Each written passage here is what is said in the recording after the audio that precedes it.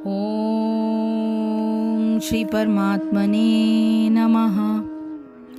असंयत आत्मना योगः दुष्प्रापः इति मे मतिः। वश्य आत्मना तु यतता शक्यम् अवाप्तुम् उपायतः। श्लोक संख्या 36, चैप्टर 6। असंयत यानी उत्श्रृंखल, आत्मना मन के द्वारा, योग आत्म साक्षात्कार, दुष्प्रभापः प्राप्त करना कठिन, इति इस प्रकार, में मेरा, मत वश्य वशीभूत, आत्मना मन से, तू लेकिन, यतता प्रयत्न करते हुए, शक्यः व्यवहारिक, अवाप्तुम प्राप्त करना, उपायतः उपयुक्त साधनों के द्वारा। जिसका मन उच्छृंखल है उसके लिए आत्म साक्षात्कार कठिन कार्य होता है, किंतु जिसका मन संयमित है और जो समुचित उपाय करता है उसकी सफलता ध्रुव है, ऐसा मेरा मत है। तात्पर्य यह है कि भगवान घोषणा करते हैं कि जो व्यक्ति अपने मन को भौतिक व्यापारों से विलग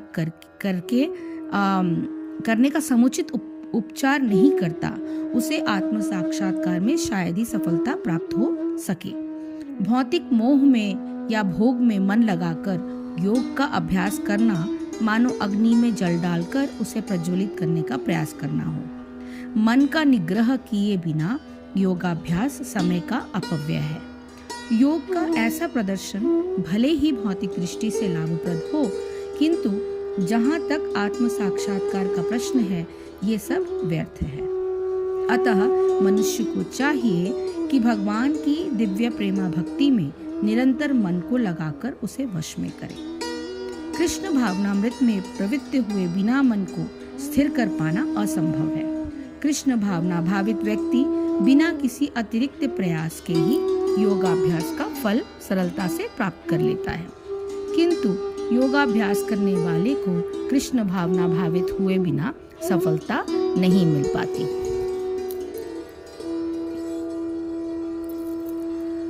क्योंकि मन को वश में न करने वाले पुरुष द्वारा योग दुष्प्राप्य है, अर्थात प्राप्त होना कठिन है, और स्वाधीन मन वाले प्रयत्नशील पुरुष द्वारा साधन करने में प्राप्त होना सहज है, ऐसा मेरा मत है। ये कहते हुए योगी के लिए मन को वश में करना कितना महत्वपूर्ण है, ये बताने की चेष्टा इस श्लोक में की गई है। जिसका मन वश में नहीं है वो तो योग का अधिकारी ही नहीं है। जिस प्रकार डोरे को सुई के छेद में डालने के लिए उसे आगे से पहले बारीक किया जाना आवश्यक होता है, इसी प्रकार योग में स्थित होने के लिए मन की वृत्तियों को सब ओर से खींचकर एकाग्र करना आवश्यक होता है। डोरे के अग्रभाग को बारीकी से बंटकर नुकीला कर लेने पर बड़ी सावधानी से उसे सुई के छेद में डाला जा सकता है। इसी प्रकार वश में किए गए मन को भी अत्यंत सावधानी से ही योग में लगाया जा सकता है। मन को केवल वश में करना ही पर्याप्त नहीं है, वरन उसे योग में लगाने के लिए निरंतर प्रयत्न करना भी आवश्यक है।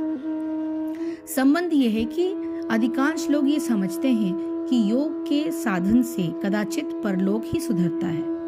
यहाँ यह अच्छी तरह समझ लेना चाहिए कि जो लोग केवल सांसारिक इच्छाओं की पूर्ति के लिए कर्म करते हैं, परिश्रम तो उनको भी करना पड़ता है। कर्मयोग का साधन करने वाला भी परिश्रम करता है, परंतु उसको अधिक से अधिक परिश्रम करना इसलिए सुखकर लगता है क्योंकि उसे सब कर्म अपने प्रेमास्पद को अर्पण करने का उत्साह रहता है। सांसारिक भोगों की प्राप्ति को इससे तो कर्म से ही होती ही है, चाहे वे भोग की इच्छा से किए जाए, चाहे समर्पण बुद्धि से। यहाँ यह शंका उठती है, यदि किसी साधक द्वारा मन को वश में करने के प्रयत्न में कुछ कमी रह गई या संपन्न बुद्धि में कुछ त्रुटि रह गई, तो इस संसार को छोड़ने के बाद उसकी क्या गति होगी? ये कहते हुए अर्जुन आगे के श्लोकों को भगवान से पूछते हैं। अर्जुन उवाच अयति श्रद्धया उपेतः योगात् चलित मानसः अप्राप्यः योग संसिद्धिं कामगतिं कृष्ण गच्छति। अर्जुन ने कहा, हे कृष्ण, उस असफल योगी की गति क्या है जो प्रारंभ में श्रद्धा पूर्वक आत्म साक्षात्कार की विधि ग्रहण करता है, किंतु बाद में भौतिकता के कारण उससे विचलित हो जाता है और योग सिद्धि को प्राप्त नहीं कर पाता। भगवत गीता में आत्म साक्षात्कार का योग मार्ग का वर्णन है। आत्म साक्षात्कार का मूलभूत नियम यह है कि जीवात्मा यह भौतिक शरीर नहीं है, अपितु इससे भिन्न है और उसका सुख शाश्वत जीवन, आनंद तथा ज्ञान में निहित है। ये शरीर तथा मन दोनों से परे है।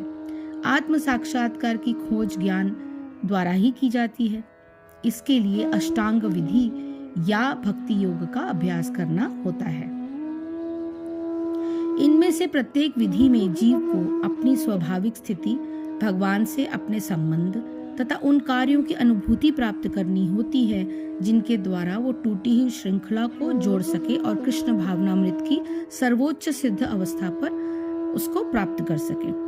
इन तीनों विधियों में से किसी एक का भी पालन करके मनुष्य देर सवेर अपने चरम लक्ष्य को प्राप्त होता है। भगवान ने द्वितीय अध्याय में इस पर बल दिया है कि दिव्य मार्ग में थोड़े से प्रयास से भी मोक्ष की महती आशा है।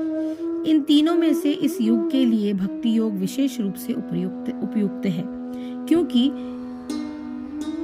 ईश साक्षात्कार की यह श्रेष्ठतम प्रत्यक्ष विधि है। अतः अर्जुन पुनः आश्वस्त होने की दृष्टि से भगवान कृष्ण से अपने पूर्व कथन की पुष्टि करने को कहता है। भले ही कोई आत्म साक्षात्कार के मार्ग को निष्ठापूर्वक क्यों न स्वीकारे, किंतु ज्ञान की अनुशीलन विधि तथा अष्टांग योग का अभ्यास इस युग के लिए सामान्यतया बहुत कठिन है। अतः निरंतर प्रयास होने पर भी मनुष्य उन अनेक कारणों से असफल हो सकता है।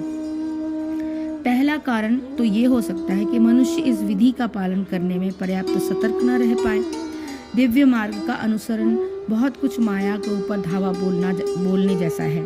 फलतः जब भी मनुष्य माया के पाश से छूटना चाहता है तब वो विविध प्रलोभनों के द्वारा अभ्यासकर्ता को पराजित करना चाहती है। बद्ध जीव पहले से ही प्रकृति के गुणों के द्वारा मोहित रहता है और दिव्य अनुशासनों का पालन करते समय भी उसके पुनः मोहित होने की संभावना बनी रहती है। यही योगाचलित मानस अर्थात दिव्य पद से विचलित होना या विचलन होना कहलाता है। अर्जुन आत्म साक्षात्कार के मार्ग से विचलन के प्रभाव के संबंध में जिज्ञासा करते हैं।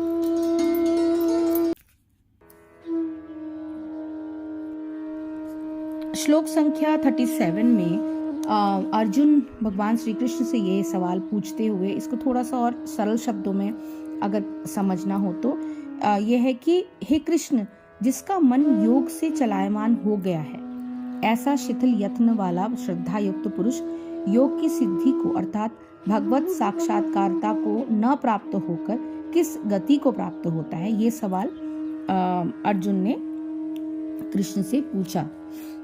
और फिर श्रद्धा युक्त परंतु चंचल मन वाले की गति क्या होती है, इस प्रश्न में अर्जुन ने ऐसे साधक के विषय में पूछा है जिसकी योग में तो पूरी श्रद्धा है, परंतु जो यत्न में कमी के कारण अपने मन को पूरी तरह भगवान में नहीं लगा पाया और जिसका मन अंतकाल में योग से विचलित हो गया। स्पष्ट है कि योग से विचलित होने के कारण वो जीवन के परम श्रेय को प्राप्त करने में असमर्थ हो जाएगा। परंतु प्रश्न यह है कि क्या इस त्रुटि के कारण उसे पुनः सारी योनियों में जन्म लेना पड़ेगा, उसके चक्कर में पड़ना पड़ेगा, या भगवान उसका किसी प्रकार उद्धार करेंगे। इसके साथ ही दूसरी शंका यह है कि क्या ऐसे साधक को संसार के भोगों की तो यहाँ प्राप्ति न हो और मरने के बाद श्रेय की प्राप्ति भी न हो। इसलिए अर्जुन पूछते हैं आगे के श्लोकों में अपने जो अंदर के जो सवाल हैं और भ्रम हैं उनको स्पष्ट करने के लिए आगे के जितने भी श्लोक आएंगे वो इस आशंका को मिटाएंगे। हरिओम तत्सत, हरिओम तत्सत, हरिओम तत्सत। जय श्री कृष्णा, जय गुरुदेव।